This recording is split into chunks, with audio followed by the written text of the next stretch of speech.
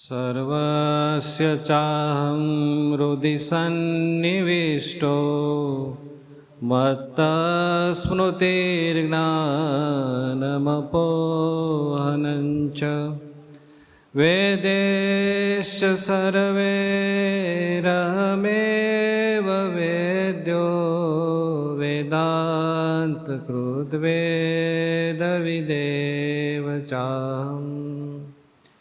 ओम श्री पूर्ण पुरुषोत्तमाय नमो नमः। ओम श्री घनश्यामाय नमो नमः। ओम श्री नीलकंठवर्णिराजाय नमो नमः। ओम श्री सहजानंद स्वामिने नमो नमः। ओम श्री नारायण मुनये नमो नमः। ओम श्री सर्वावतारिणे स्वामिनारायण भगवते नमो नमः। बोलो स्वामिनारायण भगवाननी जय। वाला भक्तों, निज मंदिर में विराजमान भगवान स्वामीनारायण અને શ્રી સ્વામિનારાયણ મંદિર વરિયાઓમાં રવિ સભાનો લાભ લેવા માટે પધારેલા આપ સર્વે ભક્તોને, પૂજનીય સંતોને ભાવથી જય સ્વામિનારાયણ।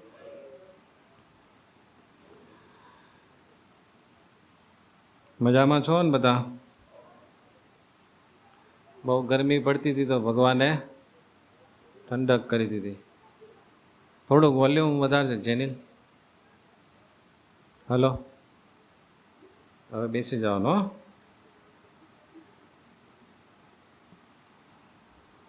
હલો,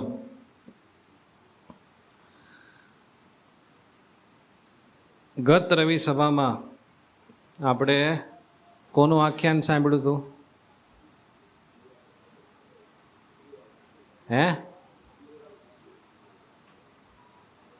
વડોદરાના બાપુરામ ગાર્દીનું। 3 રવિ સભાથી આપણે એની બધી વાતો સાંભળીએ છીએ।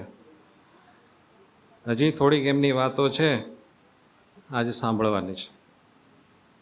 ગઈ રવિ સભામાં છેલ્લા એવું હતું કે બાપુ શિવરામ ગાર્દી, એમના દીકરાનું નામ હતું રામસેવક। એને શ્રીજી મહારાજ સમાધિમાં રાધાકૃષ્ણ અષ્ટક શીખવાડી ગયા હતા, અને એ છોકરો નાનો એવો હતો તોય સમાધિમાં જતો। એને ભણાવનારા એક મોટા પંડિત હતા, ગિરિજાશંકર। એ ગિરિજાશંકરને બહુ આશ્ચર્ય થતું કે આ છોકરાને કાંઈ યાદ નહોતું રહેતું ને આ આખું અષ્ટક કઈ રીતે યાદ રહ્યો। પછી એણે પૂછ્યું ત્યારે કીધું કે આ કોણે શીખવાડ્યું તને? તો કે આ તો ભગવાન સ્વામિનારાયણે શીખવાડ્યું। તો ક્યાં? તો કે મને સ્વપ્નમાં અને ક્યારેક સમાધિમાં। એટલે એને બહુ આશ્ચર્ય થયું।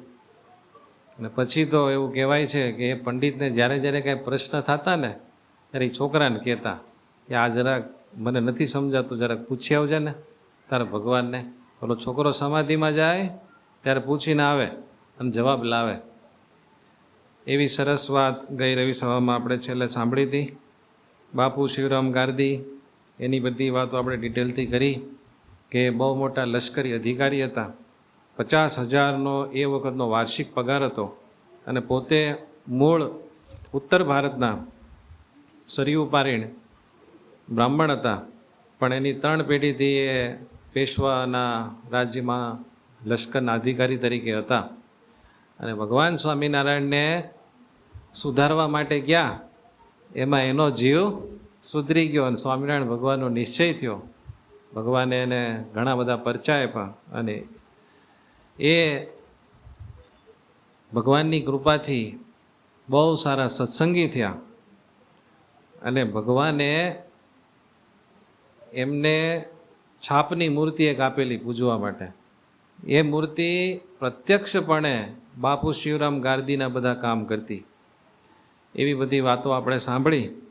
હવે એમના જે દીકરા હતા રામ સેવક, એની એક બહુ સરસ વાત છે. એક વખત દશેરાનો દિવસ હતો અને એ વખતે દશેરાના દિવસે વડોદરામાં સયાજીરાવ સરકાર મોટું સૈન્ય લઈને સમી પૂજન કરવા માટે જતા. ખીચડાનું પૂજન કરવા જાય ને, તો દશેરાના દિવસે સરકારની મોટી સવારી નીકળી. ત્યારે આ રામ સેવક 7 વર્ષની ઉંમરનો હતો. બાપુ શિવરામ ગારદીનો દીકરો, નાનો એવો છોકરો, 7 વર્ષની ઉંમર, અધિકારીનો છોકરો, મોટા માણસનો છોકરો. એટલે એને હાથીના હોદ્દા પર બેસાડેલો. હાથીનો હોદ્દો ખબર પડે ને, હાથી ઉપર જે બેઠક હોય ને એને હોદ્દો કહે. તો બીજા ઘણા સરદારોના છોકરાઓને હાથી ઉપર બેસાડેલા, એમ આ છોકરાને હાથીના હોદ્દા પર બેસાડેલો રામ સેવકને. અને સવારી ધીરે ધીરે ચાલતી હતી. તો રામ સેવકને હતો કેટલા વર્ષનો? 7 વર્ષનો, પણ સમાધિ થતી હતી. હવે આને જેવડો છોકરો હોય એને સમાધિ થાય તો કેવું આશ્ચર્ય થાય. 7 વર્ષના છોકરાને સમાધિ થતી. એટલે બરોબર વડોદરાની ભર બજારમાં એ સવારી ચાલી જતી હતી અને આ બધા છોકરા હાથી ઉપર બેઠેલા. એમાં આ રામ સેવક હાથી પર બેઠેલો, એને સમાધિ થઈ ગઈ અને સમાધિમાં સીધો અક્ષરધામમાં ગયો. બોલો, સ્વામિનારાયણ ભગવાનના પ્રતાપે કેવો એ વખતે માહોલ હશે. બોલો, અત્યારે નાના નાના છોકરાઓને આપણે મોબાઈલ મૂકાવો હોય તો દમ નીકળી જાય. અને એ વખતે ભગવાનની કૃપાથી, એના મા બાપના સંસ્કારથી ભજન ભક્તિ કરીને બાળકો એવા થતા, 7 વર્ષની ઉંમર હોય તો સમાધિ થતી. અત્યારે 7 વર્ષના છોકરાની જીદ પણ મા બાપ મુકાવી શકતા નથી, એટલો બધો ફરક પડી ગયો છે. પણ એ વખતે એવું વાતાવરણ હતું, ઘરે ઘરે સમાધિઓ થતી અને નાના નાના બાળકોએ એ ભગવાનની સેવા પૂજા કરતા, ભગવાનનું ભજન કરતા. ધ્રુવ અને પ્રહલાદ જેવા બધા બાળકો હતા આ દિવ્ય સત્સંગમાં. અક્ષરધામમાં સીધો સમાધિમાં પહોંચી ગયો, પણ એનું શરીર ક્યાં હતું? હાથીના હોદ્દા ઉપર. અને છોકરો ક્યાં આવ્યો ગયો? રામ સેવક અક્ષરધામમાં. એમાં શ્રીજી મહારાજ એને કીધું કે રામ સેવક, તું જે હાથી ઉપર બેઠો છે ને એનો ગંધ તો તે સવારીના બધા ઘોંઘાટમાં સંભળાતોય નથી. હાથી ઉપર એક ઘંટ રાખ્યો હોય, સમજાણો? એટલે આમ જ્યારે સવારી નીકળે, આ કેમ બેન્ડ બાજાને બધું વાગતું હોય, બેન્ડ બાજામાં ના તો ટીંગ ટીંગ ટીંગ કરતા, એવું એ વખતે હાથી ઉપર ઘંટ રાખતા. તો શ્રીજી મહારાજ કે તું જે હાથી ઉપર બેઠો છે ને એ હાથીનો ઘંટ બરાબર વાગતો નથી, સંભળાતો નથી. માટે લે, આ હું તને એક ઘંટ આપું. એમ કરીને શ્રીજી મહારાજે એ છોકરાને એક ઘંટ આપ્યો. બોલો, ટીન ટીન કરો, સ્કૂલમાં પહેલાં ન આવતો બેલ, એ બેલ ભગવાન સ્વામિનારાયણે રામ સેવકને હાથમાં આપ્યો. ક્યાં ક્યાં આપ્યો? સમાધિમાં. પછી ભગવાને કીધું, હવે આને વગાડે. તું જેવો આ ઘંટ વગાડીશ ને એટલે બધું કામ પડ્યું મૂકીને તારો ઘંટ સાંભળશે. પછી તો એ ઘંટ લઈને સમાધિમાં રામ સેવકે ઘંટ વગાડ્યો, ટીંગ દઈને. સમજાણો? એટલે અહીંયા રામ સેવક જે હાથી ઉપર બેઠેલો ને ત્યાં કોઈને ખબર પડે નહીં આને શું થયું છે. એ તો સમાધિમાં, પણ ઘંટ ક્યાં વગાડે? ઉપર સમાધિમાં. તમે વિચારજો, સમાધિમાં કેટલી એકતા થાય. અક્ષરધામમાં શ્રીજી મહારાજે ઘંટ આપ્યો, એને આ ઘંટ વગાડે. એનું શરીર ક્યાં હતું? વડોદરાની સવારીમાં હાથી ઉપર. એણે અક્ષરધામમાં જે ઘંટ વગાડ્યો ને એનો રણકાર અહીંયા આખી સવારીમાં બધાને સંભળાણો. હો કેવો પાછો એકદમ મીઠો અમૃત જેવો રણકાર, એટલો બધો આખા શહેરમાં ગુંજી ઉઠ્યો કે 12 ગામ સુધી એનો જણકાર સંભળાણો. કેટલા ગામ સુધી? 12 ગામ સુધી. અને આખું શહેર ગાજી ઉઠ્યું અને સવારીના બધા વાજિંત્રો બંધ થઈ ગયા. બધાને થયું આ શેનો અવાજ છે આવો? આ ઘંટ ક્યાંનો હતો? અક્ષરધામનો દિવ્ય વગાડ્યો ન્યા, પણ ભગવાન સાથે અને અક્ષરધામ સાથે એકતા હતી એટલે ત્યાં જે વાગ્યું એનો ધ્વનિ અહીંયા બધાને સંભળાણો. મીઠો મધુર, અને કોઈ દી નો સાંભળ્યો હોય ને એવો મીઠો અવાજ આવ્યો, અને એટલો બધો જોરથી આવ્યો પણ કાનમાં ન વાગ્યો. આમ ગમે પણ એટલો બધો વોલ્યુમ કે બીજા બધા વાજિંત્ર વાગતા હતા એ બધું બંધ થઈ ગયું. એટલે બધા આશ્ચર્ય પામી ગયા કે ઓહો આ શું થયું. અને મોટા મોટા સરદારો બધા જોવા મળ્યા આ શેનો જણકાર આવ્યો એમ.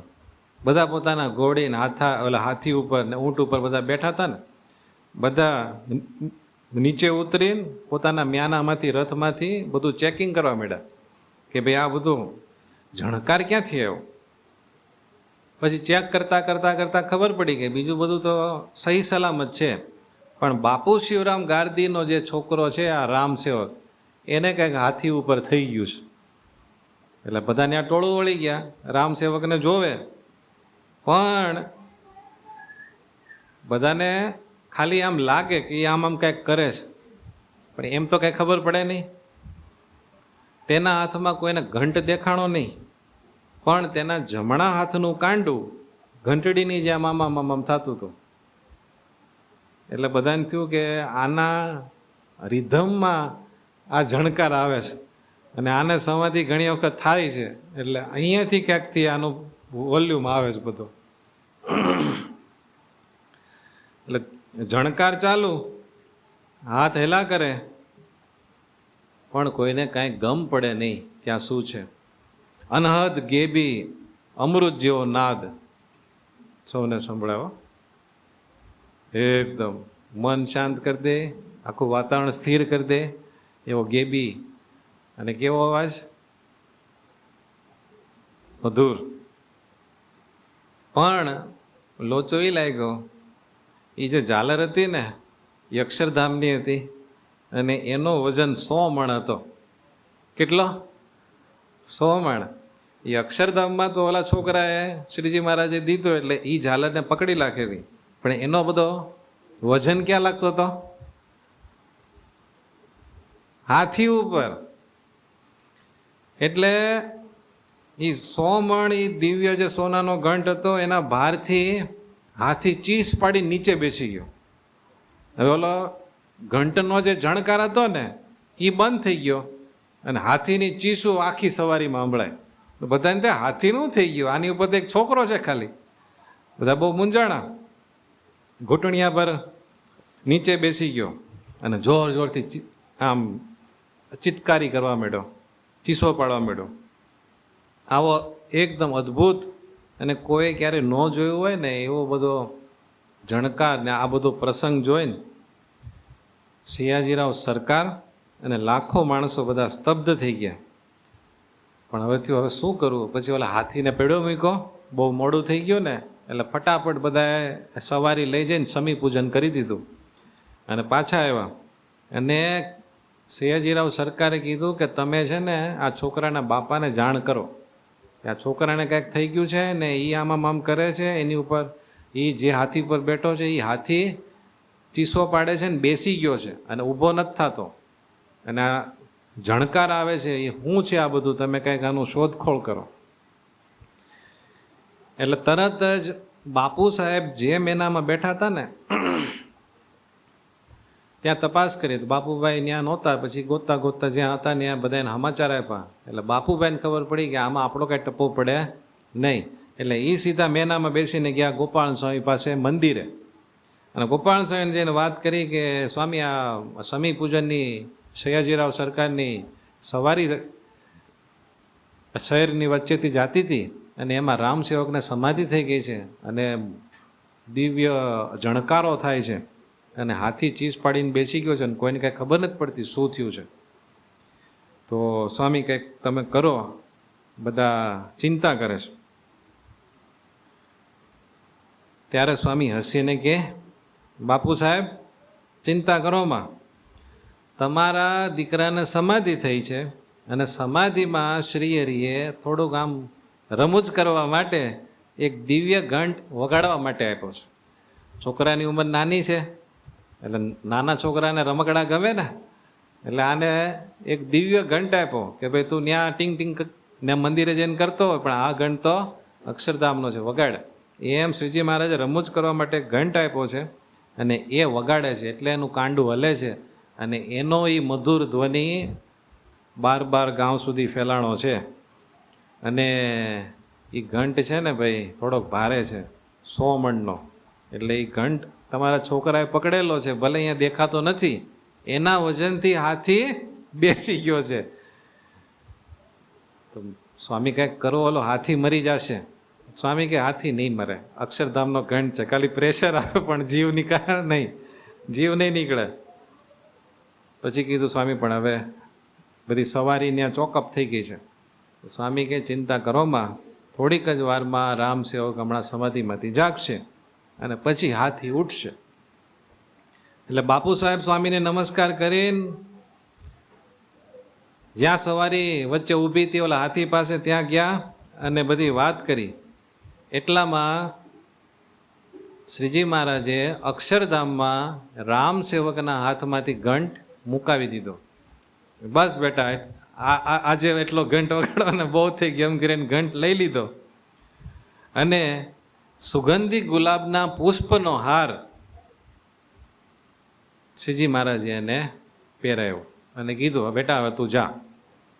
કે ના ના મને મજા આવે છે, રહેવા દો. મહારાજ કે ત્યાં બધી ધમાલ થઈ ગઈ છે, તું જા સમાધિમાંથી પાછો. એટલે છોકરો પાછો આજ્ઞાંકિત હતો એટલે તરત શ્રીજી મહારાજે કીધું એટલે પાછો શરીરમાં આવ્યો. જેવો સમાધિમાંથી જાગ્યો એટલે ઘંટના નાદ બંધ થઈ ગયા અને હાથી તરત જ ઊભો થઈ ગયો. પણ એ રામ સેવકના કંઠમાં અક્ષરધામમાં જે ભગવાને ગુલાબનો સુગંધી હાર પહેર્યો હતો ને એ એમનેમ રહ્યો. એ સમાધિની વિશેષતા છે. સમાધિમાં કોઈ જાય અને એને ત્યાં કોઈ વસ્તુ મળે ને, ભગવાન રાજી થઈને કાંઈક આપે, તો જેવો સમાધિમાં જાગે ને એટલે એ દિવ્ય ધામમાંથી આ માઇક લોકમાં એ વસ્તુ એમનેમ રહી જાય. બોલો, એ હાર આવ્યો સીધો અચાનક, બધા જોઈને આશ્ચર્ય પામી ગયા. હજી બધાને આનંદ આનંદ થયો ને બધાએ પૂછ્યું હું થયું તું, આમ તેમ બધું કેટલું પૂછ્યું. પછી કીધું કે એ બધી વાત છોડો, અક્ષરધામમાંથી જો આ ભગવાનનો હાર આવ્યો પ્રસાદીનો, લ્યો બધા માથે ચડાવો. પછી હાર આપ્યો, આખી સવારીએ એ દિવ્ય સુગંધી ગુલાબનો હાર માથે ચડાવ્યો. બોલો, આજે ભગવાને કેવો હાર પહેર્યો છે?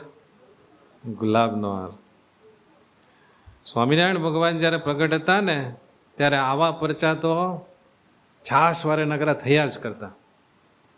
બોલો, નાના નાના બાળકો, વડોદરાના ઘણા બધા એવા બાઈઓ હતા, છોકરીઓ નાની નાની, એ સમાધિમાં જાય ને એટલે મહારાજ જમતા હોય ને પછી મહારાજ જમીન ચડું કરે, પછી હાથ લૂછવા માટે રૂમાલ હોય, તો ઓલી છોકરી કહે કે મહારાજ મને રૂમાલ આપો ને તમારે પ્રસાદીનો.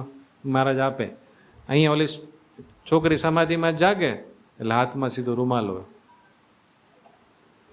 એવા તો ભક્ત ચિંતામણીના પરચા પ્રકરણમાં કેટલા બધા ચરિત્રો છે, ખાલી વડોદરાના. હો, આવું તો શ્રીજી મહારાજ વખતે ગામે ગામ થતું. એટલે જ સ્વામિનારાયણ ભગવાનની હયાતીમાં 2300 થી 2500 જેટલા એમને પ્રગટ ભગવાન માનીને ધ્યાન ભજન કરનારા સંતો હતા અને લાખો એમને પ્રગટ ભગવાન માનીને એમનું ધ્યાન ભજન કરનારા હરિભક્તો હતા. એમનામ તો કોઈ ન થાય ને, બધાના ઘરે ઘરે પરચા થતા. બોલો, આપણે એક જ હરિભગતની વાત 3 રવિસભા સાંભળી, આ 4થી રવિસભા છે. કેવી બધી છે વાત. અને આ બધી વાતો ત્યાં રહેનારા લેખકે જ લખેલી છે, બધી ઓથેન્ટિક. એ વડોદરા શહેર એમનેમ છે, સયાજી રાવ સરકારની બધી હવેલીઓ એમનેમ છે, એ વાડી મંદિર જ્યાં ગોપાલ સ્વામી રહેતા એ એમનેમ છે. આવા ભગવાન સ્વામિનારાયણ આપણને મળ્યા છે.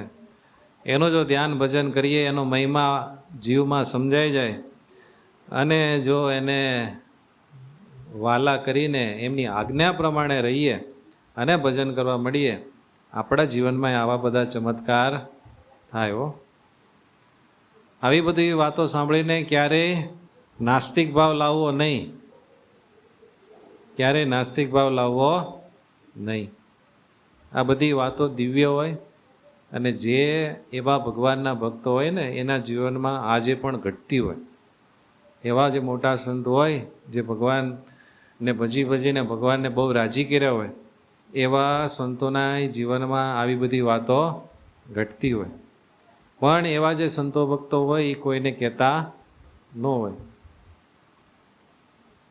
સમજાણું? પાપને તમે જાહેરમાં કબૂલો તો એ પાપ ઘટે, અને પુણ્યને તમે જાહેર કરો ને તો એ ઘટે. બે ઘટે, પાપ અને પુણ્ય. એને ખુલ્લું કરાય, પાપને ખુલ્લું કરાય, પુણ્યને ન કરાય. એટલે ભગવાન કોઈને દર્શન દે, ભગવાન કંઈક આપણા એવા કામ કરે, આપણે ભગવાનનો મહિમા વધે એ માટે જો કોઈને કહીએ તો કાંઈ વાંધો નહીં. પણ હું બહુ મોટો ભગત છું, મારું ભગવાન કામ કરે, એવું જો આપણે દેખાડવા માટે કરીએ ને તો પછી એકવાર ભગવાને કર્યું હોય કરે, પછી ભગવાન કરે નહીં. સમજાણું?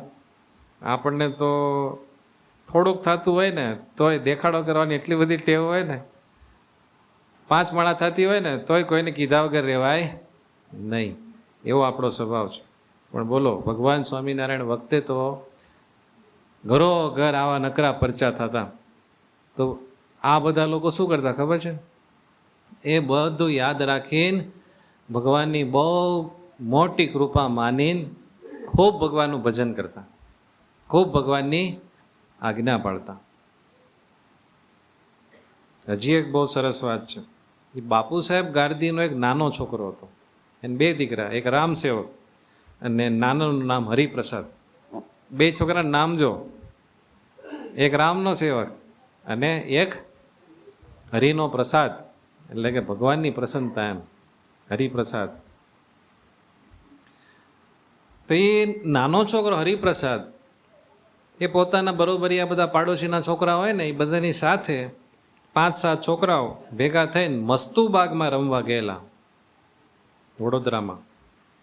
ત્યાં રમતા રમતા એ બાગના સામે એક મોટું તળાવ છે, હાલ પણ છે, તેમાં બધા છોકરા નાવા પડ્યા અને રમતા રમતા કાંઈ ખબર રહી નહીં. અને હરિપ્રસાદ બહુ નાનો હતો, એનો પગ પગથિયા ઉપરથી લપસ્યો. પગથિયા થોડાક ઉતરો એટલે છીછરું પાણી હોય ને, પછી આમ પગ લપસાઈ જાય ને તમે વયા જાઓ ઊંડા, ક્યાં વયા જાઓ ખબર જ ન પડે. એમ હરિપ્રસાદનો પગ લપસ્યો અને ઊંડા પાણીમાં પડ્યો અને 2-5 આમ ડૂબકા ખાઈ ગયો, પાણી પી ગયો. અને એ તળાવમાં 2 વાંસઝાડ પાણી હતું, 2 લાંબા લાંબા વાંહડા હોય ને એટલું પાણી હતું. અને છોકરો ડૂબી ગયો. બીજા છોકરા બહુ ગભરાઈ ગયા, બૂમા બૂમ કરી મૂકી. ચારે બાજુ બધા જે માણસો હતા એ બધાને બોલાવીને કીધું. એટલે આસપાસમાં જે લોકો નાતા હતા, ત્યાંથી ચાલીને જતા હતા, એ બધા ભેગા થઈ ગયા. એમાં જે તરવૈયા હતા ને એ બધા પાણીમાં પડ્યા, 5-7 માણસો. પણ એ છોકરો હાથ આવ્યો નહીં. 3-4 કલાક બધાએ શોધખોળ કરી, પણ એ છોકરો ગુમ થઈ ગયો પાણીમાં, કોઈને હાથ જડ્યો નહીં. બધા છોકરા નાના નાના બહુ ટેન્શનમાં આવી ગયા, રોવા માંડ્યા કે હવે બાપુ સાહેબને શું આપણે જવાબ દઈશું? એનો દીકરો નાનો, એનો વાલસો દીકરો, એને હવે આપણે રમવા લાવ્યા અને પાણીમાં પડી ગયો, મળતો નથી, શું કરશું? છોકરા રોવા માંડ્યા. પછી બધા માણસો ભેગા થયા હતા ને, એણે કીધું કે ભાઈ આપણે જઈને બાપને તો વાત કરો, આવું થયું છે. એટલે પછી કોઈક બીજા માણસોને મોકલશે અને કંઈક કાર્યવાહી કરશે. એટલે બધા એ છોકરાઓને જેટલા કાંઈ ત્યાં બધા માણસો હતા એ બધા ભેગા થઈને બાપુભાઈને ઘરે ગયા. પછી બધી વાત કરી રોતા રોતા કે બાપુભાઈ, આ છોકરાઓ બધા રમવા ગયા હતા, એમાં તમારો હરિપ્રસાદ પાણીમાં નાહવા ગયો ને એમાં પગ લેપસો ને પાણીમાં વયો ગયો ઊંડો, હાથ આવતો નથી. અમે 3 કલાક મહેનત કરી છે, માટે અમે તમારી પાસે આ છોકરાઓને લઈને આવ્યા છીએ. આ છોકરાઓને તમે કાંઈ વઢશો નહીં, પણ તમે એક કામ કરો, છોકરો તો હવે રહ્યો નથી, તમે સારા સરકારી બધા તરવૈયા હોય ને જે સારા, એને તમે મોકલો અને છોકરાનું મળદું બહાર કઢાવો અને એની જે દૈહિક ક્રિયા બધી કરવાની હોય કરો, એવું અમે તમને કહેવા આવ્યા છીએ. એટલે બાપુભાઈ બધું ધ્યાનથી સાંભળ્યું. પછી બાપુભાઈ કે તમે કોના છોકરાની વાત કરો?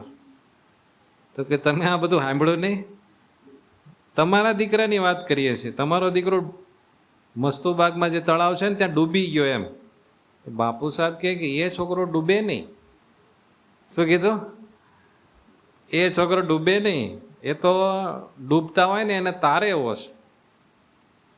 એટલે ભગત છે એમ કીધું. આપણે નથી કહેતા ગણાય કે ને આને સાધુ કરી દો, કે ના સ્વામી હોય એને સાધુ ન કરતા, કોકને સાધુ મટાડી દેશે. એવો નહોતો. એ કંઈ ડૂબે એવો નથી, એ તો ડૂબનારાને તારે એવો છે. બાપુભાઈ તમે વાત તો સાંભળો, તમારા દીકરાની વાત કરે, તમે કાંઈક ગંભીરતા જરાક સિરિયસનેસ રાખો. તમે ચિંતા કરોમાં બધા પોતપોતાના ઘરે જાઓ ને ભજન કરો. બધા કે આ કેવો બાપ છે, છોકરો પાણીમાં ડૂબી ગયો ને આ હાવ આમ. બધા કે બાપુભાઈ તમારા દીકરાની વાત છે અને તમે કમસે કમ એની લાશ તો બહાર કઢાવો. ના ના ના ના ના ના ના ના, તમે કાંઈક ખોટું કહેતા લાગો છો. પછી બધા કે તમને અમારો વિશ્વાસ ન આવતો હોય ને, આ બધા એના મિત્રોને પૂછો. પછી બધા નાના નાના છોકરા બિચારા રોતા રોતા કહેવા માંડ્યા કે હા, આ છોકરો અમારે યારે આવ્યો હતો અને પાણીમાં ડૂબી ગયો, આ લોકો સાચું કહે છે, તમે જલ્દી જાઓ અને એને બહાર કાઢો. ત્યારે બાપુભાઈ ખૂબ દાંત કાઢવા માંડ્યા. એટલે બધાને એવું થયું કે આનો દીકરો ધામમાં ગયો ને એટલે આનું મગજ ચસકી ગયું છે, એટલે દાંત કાઢે. બાપુભાઈ જોર જોરથી દાંત કાઢવા માંડ્યા. બધા કે શું થયું બાપુભાઈ? કે ઉભા ઉભા. પછી કે હરિપ્રસાદ, એ હરિપ્રસાદ બેટા અહીંયા આવતો. એટલે બધા કે તળાવમાં ડૂબી ગયો ને આ ક્યાં બોલાવે છે? ત્યાં તો કે હા હા પપ્પા શું છે? એટલે બધાએ જોયું હરિપ્રસાદનો અવાજ ક્યાંથી આવ્યો. ત્યાં તો એ હરિપ્રસાદ બોલ્યો એના ઘરમાંથી કે હું તો ઘરમાં શ્રી હરિની પૂજા કરીને આરતી ઉતારું છું, આરતી પૂરી થાય પછી આવું. એટલે બધાને આશ્ચર્ય થયું કે આ હરિપ્રસાદનો અવાજ અને ઘરમાંથી બોલ્યો, આપણે ત્યાં જોયું એ શું? બધાને આશ્ચર્ય થઈ ગયો. આરતી પૂરી થઈ ને એટલે હરિપ્રસાદ ના ઘરમાંથી બહાર આવ્યો. સરસ નવા કપડાં પહેરેલા, તિલક ચાંદલો કરેલો. એને જોઈને બધા ખુશ થઈ ગયા. નાના નાના બધા ટેણીયા હતા ને એને જઈને બધ ભરી ગયા. લે તને કાંઈ થયું નહોતું? કે ના ના કાંઈ નથી થયું જો ને. પછી બાપુ સાહેબે પૂછ્યું કે હરિપ્રસાદ, આ છોકરાના બધા માણસો કહે છે કે તું તળાવમાં ડૂબી ગયો હતો, એ વાત સાચી ખોટી? ત્યારે હરિપ્રસાદ કે બાપુજી વાત તો સાચી છે, એ બધા ખોટું નથી કહેતા. શું થયું હતું તો? કે હું જ્યારે તળાવમાં નાવા ગયો ને, આમ બધા રમતા હતા, રમતા રમતા ખબર ન રહી પગ જરાક લપસી ગયો. હું તળાવમાં વયો ગયો અને ડૂબકા ખાવા માંડ્યો, 3-4 ડૂબકા ખાઈ ગયો. પછી પાણી પીવાનું જ હતું મારે પાણીમાં. ત્યાં બરોબર આકાશમાંથી શ્રીહરિએ ફટાફટ આવીને મને હાથે જાલીને સીધો ઘરમાં મૂકી દીધો. શું થયો? પાણીમાં જેવો ઓલો ડૂબકા ખાવા માંડ્યો 3 વખત બહાર આવે ને, કોઈ પણ માણસ ડૂબે ને એટલે 3 વખત બહાર આવે ને પછી ચોથી વાર જાય ને એટલે પાણી પી જાય. છોકરો પાણી પીવા હજી જવાનો હતો અંદર, તે ત્યાંથી ઉપાડીને સીધો ક્યાં મૂકી દીધો? ઘરે. ઘરે મૂકી દીધો. એ ક્યાં ખબર છે? દેવઘરમાં. ઘર મંદિર હોય ને ત્યાં મૂકી દીધો. અને પછી કે શ્રીજી મહારાજ મને ઠપકો દીધો. શું ઠપકો દીધો? કે મને એવું કીધું કે એલા હરિપ્રસાદ, તું સવારમાં છોકરાઓ સાથે રમવા જાય છે ત્યારે અમારી પૂજા કોણ કરશે? તારે રોજ નિત્ય પૂજા કરવાનો નિયમ છે ને, તો પૂજા કોણ કરશે? અને બપોર થવા આવ્યા તો પણ તને રમવામાં હજી પૂજા યાદ નથી આવતી? છોકરો નાનો એવો ટેણીયો હતો પણ રોજ પૂજા કરતો હતો. સાંભળજો ટેણીયાઓ, શું કરતો હતો? પૂજા. તો ભગવાને ઠપકો દીધો કે છોકરા વારે સવારના પોરમાં વયો જા છો રમવા માટે, મારી પૂજા કોણ કરશે? અને બપોર થવા આવી તો હજી પૂજાને સંભાળતો નથી. અને તું પાછો ભૂખો નથી થયો? એવું મને પૂછ્યું. મેં કીધું હા ભૂખ તો લાગી. તો કે ભૂખો થયો પહેલાં પૂજા કરીને પછી તાર જમવાનું નિયમ છે કે નહીં? તો કે હા. તો જા ફટાફટ પૂજા કરી લે અને પછી ઠાકોરજી જમાડી લે. બોલો કેટલોય છોકરા પર પ્રેમ હશે ભગવાનને. એટલે કે પછી હું ફટાફટ આવીને પછી પૂજા પૂરી કરી અને પૂજા કરીને આરતી કરતો હતો. ત્યાં બધા આવ્યા અને હવે કે નૈવેદ્ય ધરાવીને થાળ ધરાવીશ ભગવાનને અને પછી જમી લઈશ. એટલી વાત કરીને ત્યાં તો બધા આશ્ચર્યચકિત થઈ ગયા અને રાજી રાજી થઈ ગયા અને કે બોલો સ્વામિનારાયણ ભગવાનની. સ્વામિનારાયણ ભગવાન તો આ લોકોને હાજરા હજુર છે. પછી તો બીજે દિવસે બાપુ સાહેબે ભગવાને એના દીકરાની રક્ષા કરીને એ ખુશીમાં મંદિરમાં આવીને, વડોદરામાં જે વાડી મંદિર છે ને ત્યાં ગોપાલ સ્વામી રહેતા હતા, ત્યાં આવીને ગોપાલ સ્વામી સહિત બધા સાધુ, બધા હરિભક્તો, બ્રાહ્મણો અને ઉત્સવિયા ધૂન કીર્તન કરનારા ભક્તો, એ બધાને જમવા માટે સારામાં સારા પકવાનોની રસોઈ કરાવી.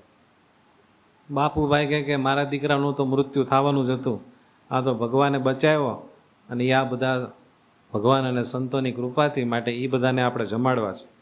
બધાને ભારે પકવાનની રસોઈ કરીને ખૂબ જમાડ્યા અને થાળ કરાવીને 1000 રૂપિયાનું ઘરેણું આપ્યું. કેટલાનું? 1000 રૂપિયાનું. અને બધા સાધુઓને ચાદરો તથા બ્રાહ્મણોને દક્ષિણા આપી અને એ છોકરાઓ સાથે, જે છોકરાઓ સાથે આ હરિપ્રસાદ નાવા ગયો હતો ને એ બધાને બોલાવ્યા. એ બધા છોકરાઓને નવી પાઘડી બંધાવી અને ભેટ સોગાદો આપી, બધાને રાજી કર્યા. શું કામ ખબર છે?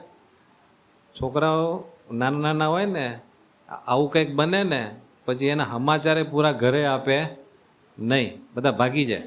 પણ આ છોકરાઓ એવા નહોતા એટલે એનું સન્માન કર્યું. જોયું? આમાંથી શીખવા જેવું છે કે સમાજમાં કોઈ પણ સારું કામ કરે ને તો એને એપ્રિશિએટ કરવા જોઈએ, એને બિરદાવવા જોઈએ, તો બીજાને સારું કામ કરવાનું મન થાય. બરાબર ને? આ છોકરાઓ નાના નાના હતા પણ એ 3 કલાક સુધી એ લોકો મેથા પણ ત્યાં ભાગી ન ગયા. એટલે એ બધાને પાઘડી બંધાવી. અને એ જે હરિપ્રસાદ છોકરો હતો એના પિતા જેવો ધર્મનિષ્ઠ અને સાધુ જેવા શાંત સ્વભાવવાળો હતો એવું લેખકે એ છોકરાને જોયેલો જો એટલે લખેલું છે. અને આ જ્યારે કેસ બન્યો ને ત્યારે એની ઉંમર 12 વર્ષની હતી.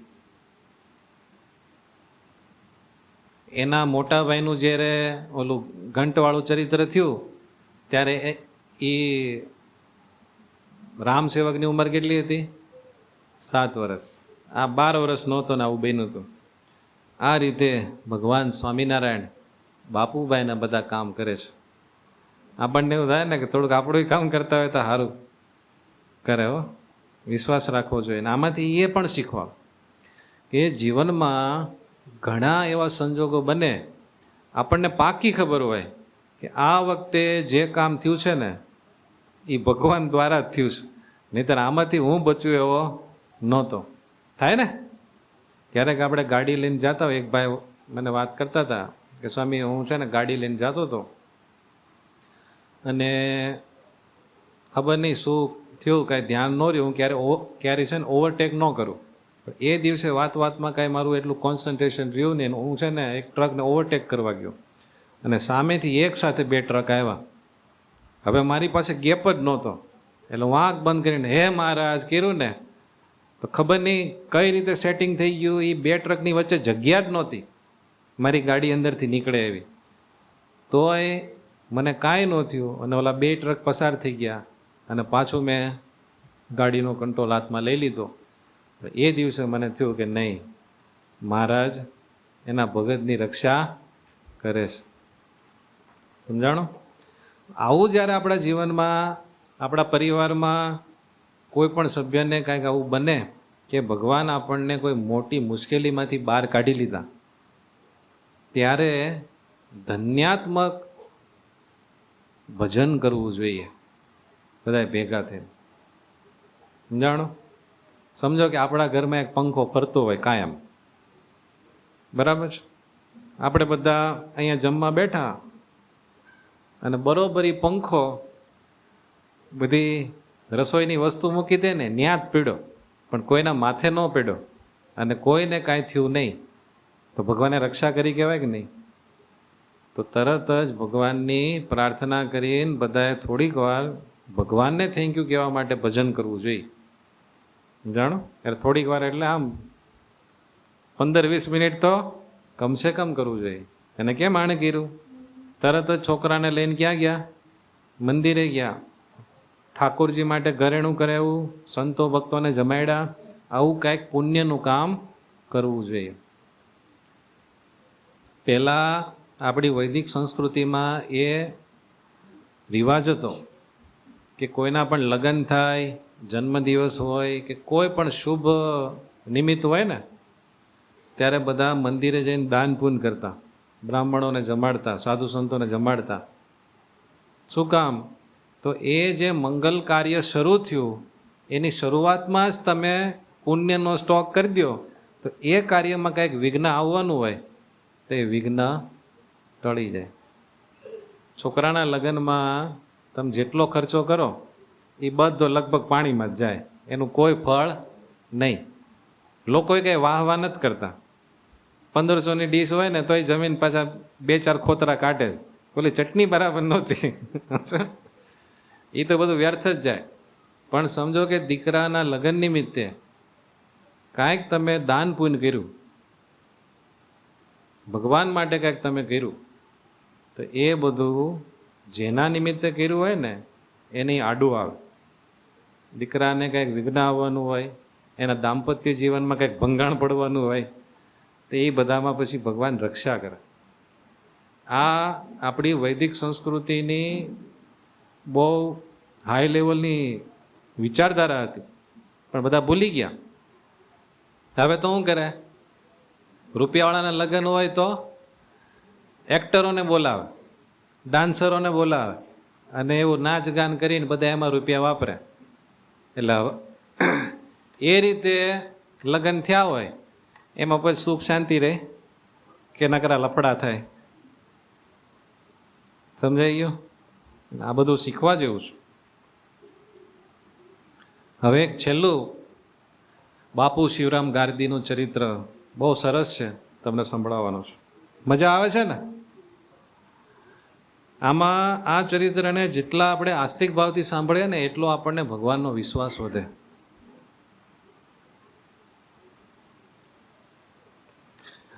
વડોદરા શહેરમાં ગોપાળન સ્વામી સંત મંડળની સાથે રહેતા હતા. અને ગોપાળન સ્વામી એટલે સ્વામિનારાયણ ભગવાનના તમામ પરમહંસોમાં સૌથી શિરમોડ ગોપાળન સ્વામી. એની પાસે કોઈ મુમુક્ષુ જીવ આવે એને આકર્ષણ ન થાય એવું બને જ નહીં. એટલે ગોપાલ સ્વામી પાસે હજારો હરિભક્તોની સભા ભરાયેલ, આમ ઠઠ જ રહે. ગોપાલ સ્વામી બેઠા હોય, વાતો કરતા હોય એટલે ચારેય બાજુ સંતો ભક્તોની સભા એકડે ઠઠ. અને એ વખતે જેણે જોઈન લખ્યું છે ને એ કહે છે કે હરિભક્તો ખાવા પીવા કે કાંઈ જે અગત્યનું કામ હોય ને એટલું ફટાફટ જઈને ઘરે પૂરું કરી આવે. કામ કરવું જ પડે એવું હોય ને અને જેવા નવરા થાય એટલે પાછા ગોપાલ સ્વામી પાછા આવી જાય અને સ્વામી પાસે બેસીને શ્રીજી મહારાજના મહિમાની ધ્યાનની બધી વાતો સાંભળ્યા કરે. આવો એ વખતે વડોદરામાં જોરદાર સત્સંગ ચાલતો હતો. અને વળી પાછા શું કરતા ખબર છે કે પોતપોતાના સ્નેહી સંબંધીઓ તથા ઓળખાણવાળા જે હોય ને, જાણીતા પીછાણતા જે પોતાના હોય, એ બધામાં એવું લાગે કે આ જીવ છે ને હારો છે. સારો જીવ એટલે દૈવી જીવ, કે જેને ભગવાન ગમે, સત્સંગ ગમે, સંતો ગમે, સારી બાબતો ગમે, એ બધા દૈવી જીવ કહેવાય. સમજાઈ ગયું તમને? સગા સંબંધીઓમાં કોઈક દેવી જીવ જણાય, એવું લાગે કે આને કાંઈક કલ્યાણની થોડી ઘણી ભૂખ છે, કાંઈક ભગવાનની બાબતમાં આને રસ પડે છે, થોડો ઘણો આના જીવમાં એવું બળ છે કે આને ભગવાનને ભગવાનના સંતનો ગુણ છે. એ બધાને એ લોકો મંદિરે સ્વામીના દર્શન માટે લાવતા. જોયું? ભગવાનના જે ભક્તો હોય ને એના લક્ષણમાં આવે. ભગવાનનો ભગત કોઈ પણ સારો જીવ દેખાય ને, ગમે એને નહીં, પણ એમ લાગે કે આ જીવ સારો છે, એને ભગવાન અને ભગવાનના સંતોનો યોગ કરાવે. તો આ રીતે વડોદરાના હરિભક્તો પોતાના સગા સ્નેહીઓ બધા જે કાંઈ દેવી જીવો હોય ને એ બધાને સ્વામી પાસે લાવે અને સ્વામી પાસે બેસાડે. અને જેવા બેસે, સ્વામીની વાતો એવી હતી વેધક, એટલે તરત જ એને મુખ સુતાના અંકુર થોડા ઘણા હોય ને એ મોટા ઝાડ થઈ જાય. અને એવો ભગવાનમાં રસ લાગે, સીધો ભગવાનનો એકાંતિક ભક્ત થતો. એ રીતે રોજ ચાલતું. અને આમાં લખ્યું છે કે સવારથી રાતના 12 વાગ્યા સુધી સર્વે હરિભક્તોની સભા સ્વામી પાસે ભરાયેલી રીતે. ક્યારથી? સવારથી 12 વાગ્યા સુધી રાતે એક ધારા વાતું સાંભળ્યા જ કરે. ત્યારે જ બધા બ્રહ્મરૂપ થયા હોય ને, ઘરે ઘરે સમાધિઓ થાય અને ભગવાન દર્શન આપે, એવી સ્થિતિ તો થાય ને. એટલે ગુણાતીતાનંદ સ્વામી કહેતા કે કૃપાનંદ સ્વામી અને ગોપાલ સ્વામી જેવા કલ્પ પર્યંત સુધી ભગવાનના મહિમાની વાતો કરે, વિષયખંડનની વાતો કરે, આત્મનિષ્ઠાની વાતો કરે, ત્યારે આ જીવ શુદ્ધ થાય એવો છે. થોડા ઘણે સત્સંગી ન થાય. સમજાણું ને? એટલે શ્રીજી મહારાજે કીધું કે સંતનો સમાગમ નિષ્દિન કરવો, નિત્ય પ્રત્યે સાધુનો સમાગમ કરો. ને બધા સવારે વહેલા વહી આવે, પછી પોતપોતાના કામકાજ કરવા માટે જાય અને રાતે નિત્ય નિયમ કરીને પછી ઘરે જતા. અને મોટા મોટા બધા એકાંતિક ભક્તો જે સારા હોય, જેને ભગવાનને આના જન્મે પામવાની ઈચ્છા હોય, એ બધા એકાંતિક ભક્તો ગોપાલ સ્વામી પાસે શ્રીજી મહારાજના મહિમાની અને આત્યંતિક કલ્યાણના રહસ્યની વાતો સાંભળવા માટે બધા 12 વાગે જાય ને પછી બેસતા. જાણો? Extra period. અને બધા એવી બધી વાતો સાંભળે અને પછી વાતો સાંભળીને સ્વામીને ધ્યાન કરાવે. પછી સ્વામીને એમ થાય કે આ લોકો કેટલા ખપવાળા છે, એટલે એક મીઠી દ્રષ્ટિ કરે એટલે ઓલાને ધ્યાન લાગવા મળે, સમાધિ થવા મળે, એવું બધું થતું. અને પછી તો ધ્યાન ભજન કરતા અને સત્સંગ કરતાં કરતાં રાતે મોડું થઈ જાય ને, પછી 2-4 ઘડી ન્યા હોઈ જતા, સીધા સવારે ઘરે જાય. બોલો, આવું પેલા ગામડામાં હતું હો. પહેલા વર્ષો પહેલા, બહુ પહેલાનું તો આપણે નથી જોયું, 17-18 વર્ષ પહેલાની વાત કરું. ગામડે જાય ને તો પહેલા સંધ્યા આરતી પછી નિત્ય નિયમ ને બધું થાય, ત્યારે એક સભા થાય, એમાં ભાઈઓ બધા હોય, જાણ. એટલે ત્યારે સંતો બધી વાતો કરે. એ જેવી સભા પૂરી થાય ને એટલે પોડણીયું બોલાય, એટલે એ સભા આખી વિખાઈ જાય. પછી બધા થોડા ગામના ટીમ હોય ને, બધા વહીવટના ખા, જે સ્વામીને બધી ભલામણ કરવાની હોય, સ્વામી ઓલાને જરાક આમ કહેજો, સભામાં જરાક આ વાત લેજો, આ જરાક કેવા જેવું, અમારા ગામમાં ઓલો છે ને એ જરાક હખણો નથી રહેતો, થોડુંક એ આવે ને તો એની ઉપર બે વાત કરજો. એ બધા હોય ને એ થોડાક રોકાય.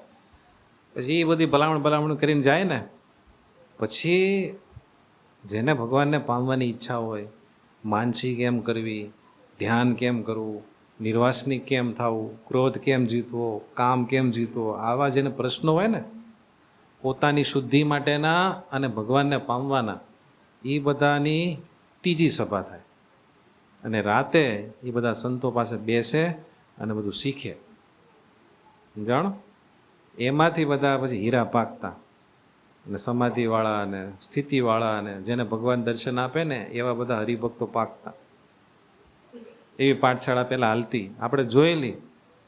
સમજાણું? ઘણા તો વૃદ્ધ ભાભા હોય મોટી ઉંમરના, એ સંતો પાસે આવે.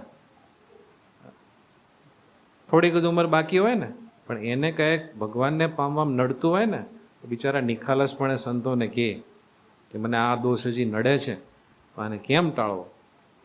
પછી સંતો કહે ને એ પાછું સમજે, ભગવાનને પ્રાર્થના કરે અને પછી એનો અભ્યાસ કરે અને એ વસ્તુ ક્લિયર કરે અને ભગવાનને વાલા બનતા. આવો જોરદાર અખાડો વડોદરામાં ચાલતો. બોલો, આપણા સંપ્રદાયમાં એવા ઘણા બધા ભક્તો થયા હો, સત્સંગ પ્રચારક. સારા સારા જીવો હોય ને એ બધાને વીણી વીણીને સત્સંગની ટોપલીમાં લાવતા, એટલે કે સંતોનો યોગ કરાવતા. એમાં બોચાસણના કાશીદાસભાઈ, એનું નામ બહુ મોટું. એ તો પોતાના ખર્ચે ગાડું લઈને, એમનો બહુ મોટો પરિવાર હતો, તો જેટલા એના સંબંધી હોય ને એ બધા સંબંધીઓના ગામમાં જઈ જઈને ભગવાનના મહિમાની વાતો કરે અને બધાને ગમે એમ કરીને થોડીક પૈસાની સહાય કરે, થોડીક આ સહાય કરે, થોડીક લાગવગથી જે કામ થતું બે ચાર કામ કરે. એમ કરીને લાજે શરમે ગમે એમ કરીને ભગવાન અને ભગવાનના સંતોના યોગમાં લાવતા. એમ કાશીદાસભાઈએ બહુ સત્સંગ કરાવેલો. એવું કહેવાય છે કે એમણે 12 ગામમાં સત્સંગ કરાવીને, એ 12 ગામમાં સત્સંગ જ નહોતો, એ 12 ગામમાં એણે સત્સંગ કરાવી દીધેલો. એટલે શ્રીજી મહારાજ એની ઉપર બહુ રાજી થતા. અને બીજા વંથળીના કલ્યાણભાઈ એ એવા હતા. અને અગતરાના પર્વતભાઈ એવા, ખેતીનું કામ કરવા માટે મજૂરોને બોલાવે અને પછી એને કામ ન કરાવે કે તમે અહીંયા છે ને હું કહું એમ કરો.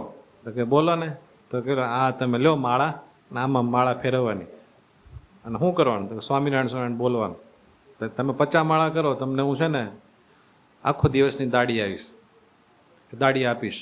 એમ કરીને ભજન કરાવે. એટલે થોડુંક 10-15 દી નામ સ્મરણ કરે એટલે જીવ થોડોક શુદ્ધ થાય. અને પછી કે હવે છે ને એક કામ કરો, તમારે છે ને મારી યાર રોજ મંદિરે આવવાનું. હાવ મફતમાં દાડી મળતી હોય તો ન વાંધો નહીં, મંદિર આવે છે. એમ કરતાં કરતાં કરતાં ક્યાંક ભગવાનનો કે સંતોનો યોગ કરાવી દે. એમ પર્વત બાપાએ બહુ જાજાને સત્સંગી કરેલા. સાંભળું પર્વત બાપા? આપણે અહીંયા છે પર્વત બાપા. ક્યાં ગયા? ગયા ગયા? એમ પર્વતભાઈ ઘણાને સત્સંગ કરાવેલા. બોલો. અને કલ્યાણભાઈ કેવું કરતા ખબર છે? ગામમાં ખડ વીણવાનો આવે ઢોર માટે, તો એમ જોવે ને તો કે એક કામ કરો ને, અહીંયા ખડ સારું નથી, હાલો મારા ખેતરમાં. એમ કરીને એના ખેતરમાંથી સારું ખડ હોય ને એ બધું લેવડાવે. એ કે લાવ દાંતડું, અને પોતે બેસી જાય. એમ કરીને ખડ લેવડાવે. પછી ખડ લેવડાવીને કે લો ને થોડીક વાર બેહો ને, પછી સિંગનો ઓળો ને પોક ને એવું હોય ને પછી ખવડાવે, ટાઢું પાણી પાય. પછી એનો થોડો ગુણ તો આવે કે આ ભાઈ મારા માટે આટલું કર્યું. તો બોલો ને, તો એક કામ કરજો ને, કાલે આપણે અહીંયા સભા થાય છે ને એમાં આવજો. એમ કરીને સભામાં બોલાવે. એમ કરીને એવું કહેવાય છે કે કલ્યાણભાઈએ સત્સંગ કરાવીને જુનાગઢ ગુણાતીતાનંદ સ્વામીની પાસે 18 સાધુ કરી નાખેલા. કેટલા? 18. એવા એ કલ્યાણભાઈ હતા. આમ સત્સંગી હોય ને એને આ કામ કરવું જોઈએ. આંગળી ચીંધ્યાનું પૂન છે. તમે કોઈને ખોટા રસ્તે ચડાવો પાપ લાગે કે નહીં? પણ તો એ જ રીતે તમે કોઈને સાચા રસ્તે ચડાવી દો ને એમાંય તમને ફ્રેન્ચાઇઝ મળે. પેલા વીમા એજન્ટો નથી હોતા એ વચમાં એને શું મળે? દલાલી મળે કે નહીં? એમ તમે કોઈ જીવને ભગવાન તરફ લઈ જાઓ ને એમાં તમને ભગવાનના રાજીપા રૂપી દલાલી મળે. એટલે સેજે સેજે થતું હોય ને તો ક્યારેય એ કામ ચૂકવો નહીં. કરવા જેવું કામ છે. આ રીતે વડોદરામાં સરસ મજાની સત્સંગની હેલી જામી હતી. એમાં એક વખત બાપુભાઈ શિવરામ ગારદી ગોપાલ સ્વામીની વાતો સાંભળીને અડધી રાતે એટલે કે 12 વાગે પાછા એના ઘરે જતા હતા. એમની સાથે રામરતન વગેરે 3-4 પૂરબિયા એમના સેવકો એમની સાથે પહેલેથી હતા. એ બધા સાથે ચાલતા હતા. એ બધાએ સ્વામિનારાયણના સત્સંગી થઈ ગયેલા અને ઘરે આવ્યા. બરોબર એ વખતે સત્સંગનો દ્વેષી અને પહેલાં એ અમદાવાદનો સૂબો હતો વિઠુબા, કે જેણે સ્વામિનારાયણ ભગવાનને ઓલા તેલના ટાંકામાં પાડીને મારી નાખવાની કાવતરાની બધી ગોઠવણ કરી હતી. એ વિઠુબા એણે સ્વામિનારાયણના દ્વેષને લઈને સમજાણું. એને દ્વેષ હતો સ્વામિનારાયણ ભગવાન હારે, પણ એને ખબર પડી કે આ બાપુભાઈ છે ને એ સ્વામિનારાયણના સત્સંગી થયા છે ને હમણાં જરાક બહુ મોટા ભગત થઈ ગયા. એટલે બાપુભાઈને મારવા માટે 500 માણસોને મોકલા. કેટલા? અને કાવતરું એવું કર્યું, પેલા બાપુભાઈને પતાવી દેવાના અને એનું આખું ઘર લૂંટી લેવાનું. આવું પાપ કર્મ કરવા માટે એણે એક લૂંટારું 500 જણાને તૈયાર કર્યા અને ત્યાં મોકલા. એ બધા લોકો બળવાન હતા, સુરવીર હતા. એટલે ગોઠવણ કરી કે બાપુભાઈ રોજ 12 વાગે ત્યાંથી આવે છે. બરોબર લાગ જોઈને 12 વાગે એના ઘરે પહોંચ્યા. પણ બાપુભાઈને ઘરે પહોંચતા થોડીક વાર લાગી ગયેલી. સત્સંગ કરતાં કરતાં 15-20 મિનિટ મોડું થઈ ગયું. અને આ બાજુ એ 500 લૂંટારાઓ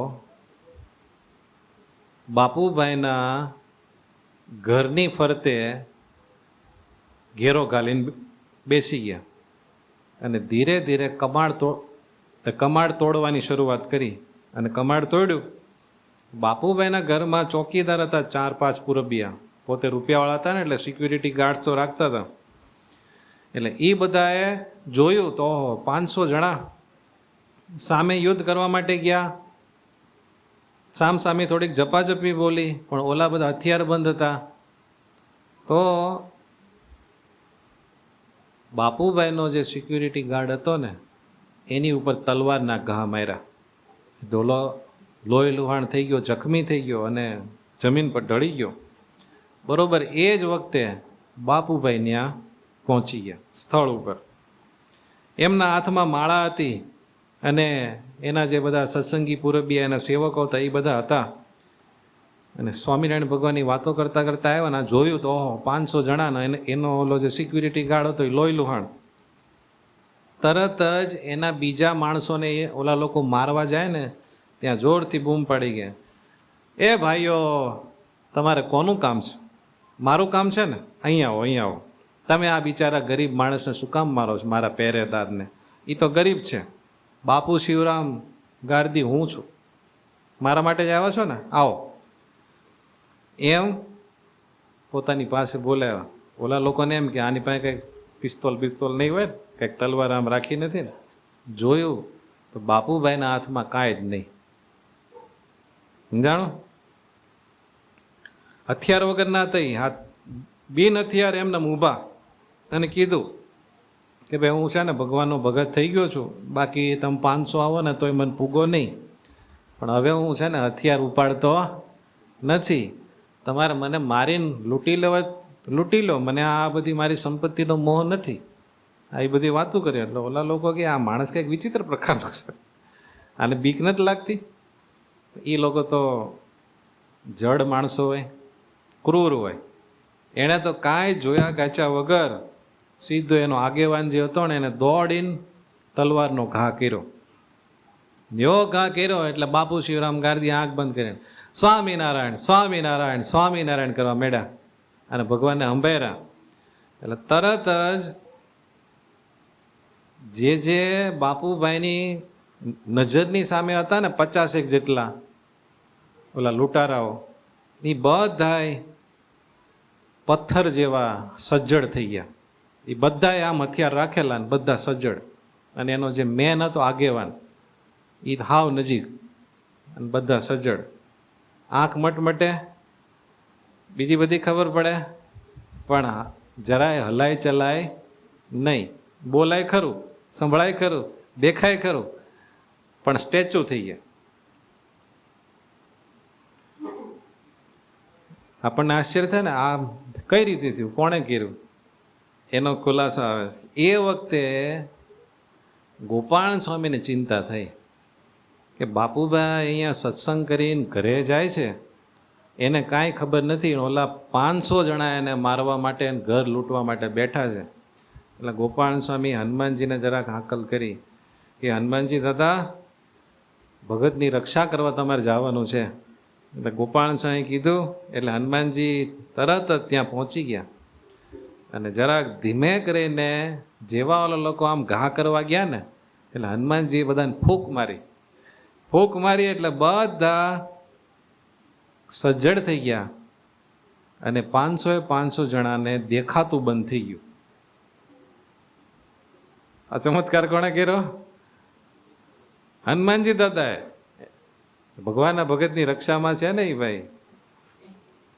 તે બે આંખે આંધળા થઈ ગયા અને સજ્જડ થઈ ગયા. અને પછી બાપુભાઈનો જે ઓલો સિક્યુરિટી ગાર્ડ હતો ને એને જખમ થઈ ગયા હતા, બહુ ઘા વાગી ગયા હતા ઝાઝા. એટલે હનુમાનજીએ એને ફૂંક મારી.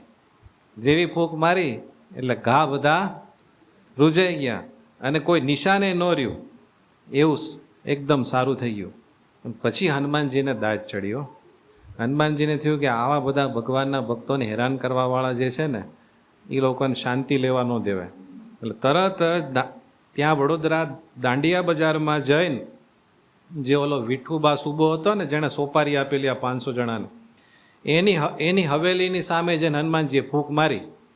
એટલે હવેલીમાં જેટલા એ બધા એના માણસો અને આ પોતે વિઠુબા સુબો એ બધા હવેલીની બહાર ઉલ્લીને પડ્યા. અને એવી ફૂંક મારી બધા આંધળા થઈ ગયા. અને એક જરાક પૂછડાનું ઠેબું મારી દીધું એટલે એનું ઘર ને બધી સંપત્તિ પડી ગઈ. અને હનુમાનજીના પ્રકોપથી અગ્નિ પ્રગટ થયો અને એનું ઘર અને એણે પાપ માર્ગે કરીને જેટલી સંપત્તિ ભેગી કરી હતી ને એ બધી હનુમાનજીએ બાળી નાખી. હનુમાનજી કોઈ ભગવાનના ભગતને પીડે ને તો એને ગમે નહીં ને, એટલે હનુમાનજીએ તો વેર વાળી લીધું બધું. આ રીતે હનુમાનજી બધું કામ ફિનિશ કરીને પછી પાછા વડોદરા વાડી મંદિરે જઈને ગોઠવાઈ ગયા. ત્યાં બિરાજા. અને આ બાજુ ઓલા લોકો પથ્થર જેવા થઈ ગયેલા. સમજાણો? હવે તમે ખાલી વિચારો, 5-10 મિનિટ ખાલી આમ હાથ રાખવાનું કીધું હોય તો કેવું થાય? ઓલા બધા હાવ સજ્જડ, મચ્છર કવડે, માખી આવે, કાંઈ ખંજોળી ન હોય, કાંઈ નહીં, હાવ પથ્થર જેવા થઈ ગયા. એટલે બધા કલાક જેવું થયું ને એટલે કૂણા પડ્યા. પછી બધા કાલાવાલા કરવા માંડ્યા. બાપુ સાહેબ તમે તો પરમેશ્વર જેવા છો, અમે તમારો મહિમા જાણતા નહોતા અને આ ઓલા વિઠુબાની શીખવણીથી અમે આવ્યા તમને મારવા લૂંટવા માટે, અમારી ભૂલ થઈ ગઈ, અમે બધા સજ્જડ થઈ ગયા છીએ, હવે કાંઈક તમે કૃપા કરો, અમારી ઉપર દયા કરો, અમને નથી કાંઈ દેખાતું, ખાલી આ બધી ફિલિંગ થાય છે, તમે કાંઈ કૃપા કરો, અમને જીવતદાન આપો, તમે જો અમને તમારા ભગવાનને કહીને બચાવશો ને આજીવન તમારી ગુલામી કરશું, આ મારું વચન છે. આવું બધું કીધું.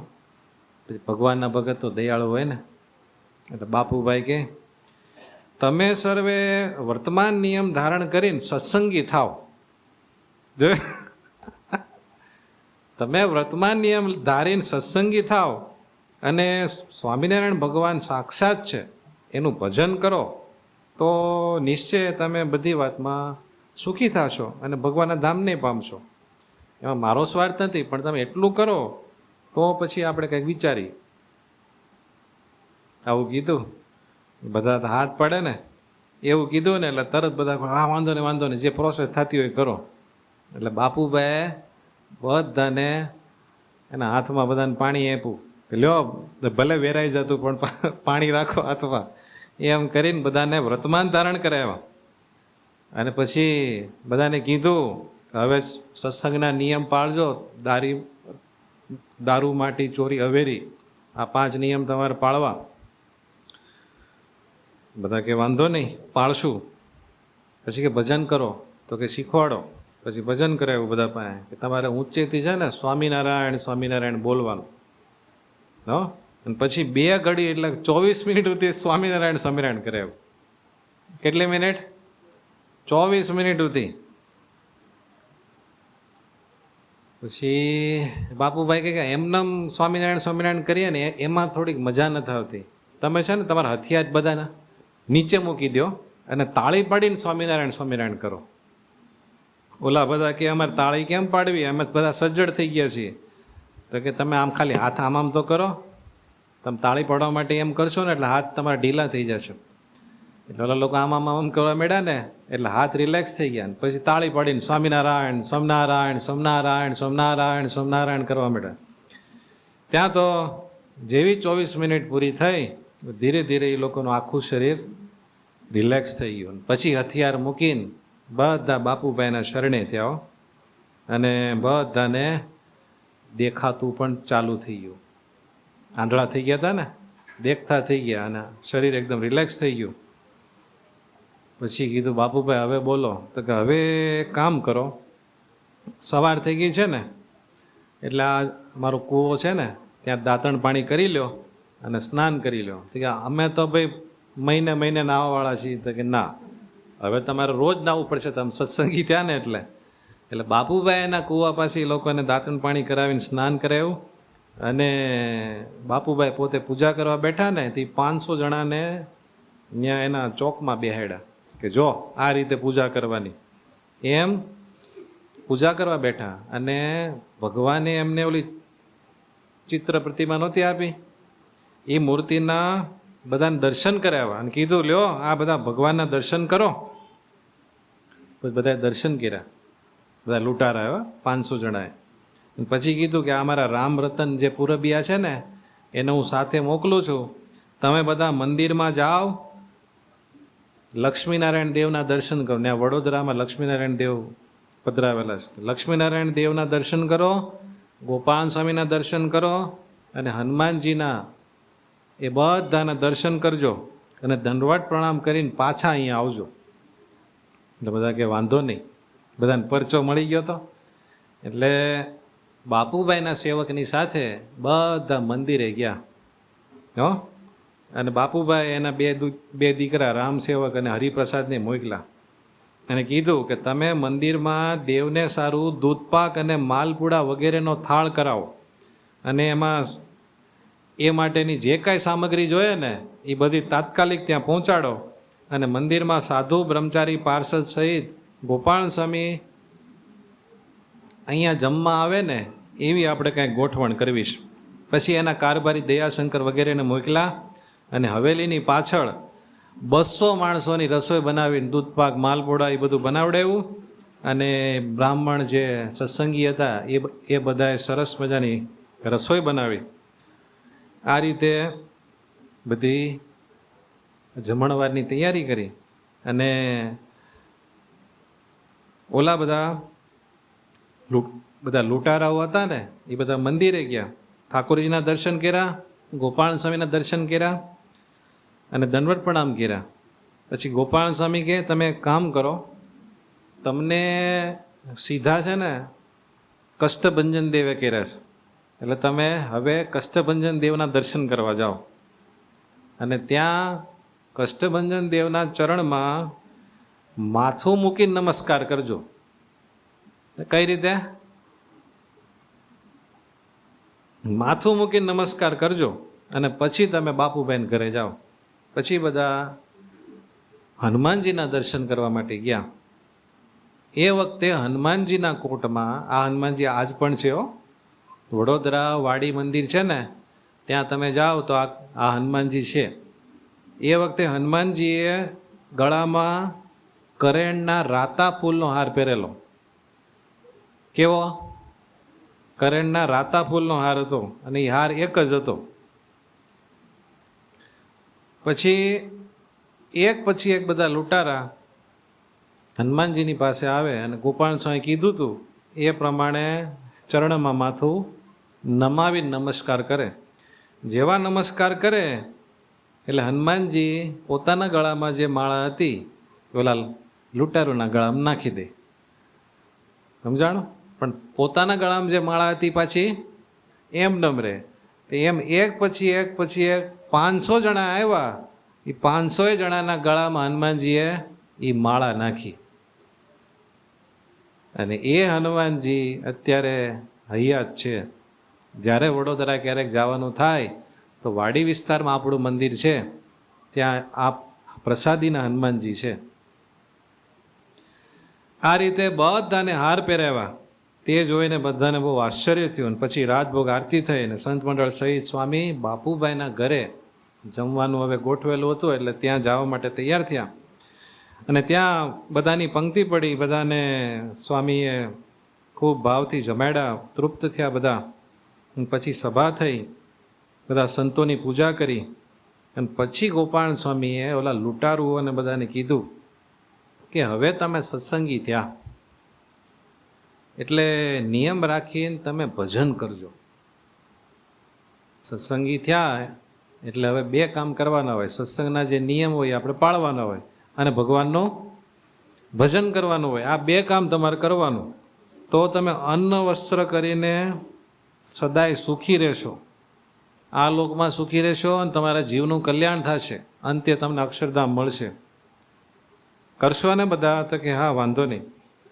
એમાં પછી કોઈક બોલ્યું કે સ્વામી આ તમે ભજન કરવાનું કીધું, તમારા બધા ભક્તો માળા રાખે છે, રાખો છો ને બધા? નથી રાખતા? હા, કોક રાખે છે. તમે માળા રાખો છો કે જપ યંત્ર? તો કે તમે માળા, તમે તમારા બધા ભક્તો રાખો છો, એવી માળા અમારી પાસે નથી. ગોપાલ સ્વામી કે એમાં હું લો, મારી માળા તમને આપું. એટલે ગોપાલ સ્વામીએ 1 માળા આપી. બધા કે પણ અમે 500 જણા છીએ. આવો બધા વારાફરતી. ગોપાલ સ્વામી એક પછી એક બધાને માળા આપે. જેવી માળા આપે એટલે બીજી માળા હાથમાં. એમ કરતા કરતા 500 જણાને માળા આપી. બોલો ગોપાલ સ્વામીએ. અને તોય ગોપાલ સ્વામીના જમણા હાથમાં માળા એમ નમ રહી.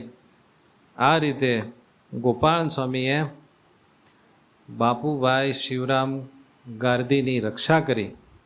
અને જોયું બાપુભાઈની ટેવ કેવી કે ભગવાન એની રક્ષા કરે ને એટલે એનો નિયમ, ભગવાનને સંતોને ખૂબ જમાડવાના, ધોતિયા અને પેરામણી બધું કરવાનું અને દાન પૂન કરવાનું. એટલે શીખવા જેવું છે. ભગવાન આપણી કોઈ પણ પ્રકારની રક્ષા કરે એટલે ભગવાનને થેન્ક યુ કહેવા માટે ભગવાન માટે કાંઈક તો કરવાનું. આપણે બાથરૂમમાં કંઈક ચીકણું હોય ને અને લપસ્યા અને બરોબર કંઈક પકડાઈ ગયું અને પડ્યા નહીં, માનવાનું કે આજે ભગવાને બચાવ્યો. જો પડ્યો હોત ને તો 1 વીકનો ખાટલો થાત. એટલે તરત જ પછી ભગવાને જઈને થેન્ક યુ કહેવું અને ભગવાન માટે કંઈક કરવું. સમજાણું? આપણે બાઇક લઈને જતા હોય ને કોઈક દારૂડિયો આમ તેમ ગાડી આમ ચલાવતો આવે ને આપણે એ ગયા અને બચી જાય એટલે તરત જ બાઇક સાઈડ ઉપર કરીને પ્રાર્થના કરી લે કે હે ભગવાન કેમ બચાવી લીધો. આવું બાપુભાઈના ચરિત્રમાંથી આપણે શીખવાનું છે. આ રીતે બાપુભાઈ શિવરામ ગાર્દીની ભગવાને ખૂબ રક્ષા કરી અને તેઓ પોતાના જીવન પર્યંત ખૂબ ગોપાલ સ્વામી વગેરે સંતોને રાજી કર્યા. એમના બંને દીકરા હરિપ્રસાદ અને રામસેવક અને એમના પત્ની ગંગાબાઈ એ બધાએ પણ સત્સંગની ખૂબ સેવા કરી, ખૂબ ભજન કર્યું અને બધા સમાધિનિષ્ઠ હતા. એટલે ખૂબ ભજન ભક્તિ સંત સેવા અને સત્સંગનો લાભ લઈને એ બધા અત્યારે અક્ષરધામમાં મજા કરે છે. એમના બધા આ ચરિત્રોમાંથી આપણે કંઈક શીખીએ કે આવું જીવન જીવીએ તો મનુષ્ય જન્મ આપણને મળ્યો એ સાર્થક થાય. બોલો સ્વામિનારાયણ ભગવાન.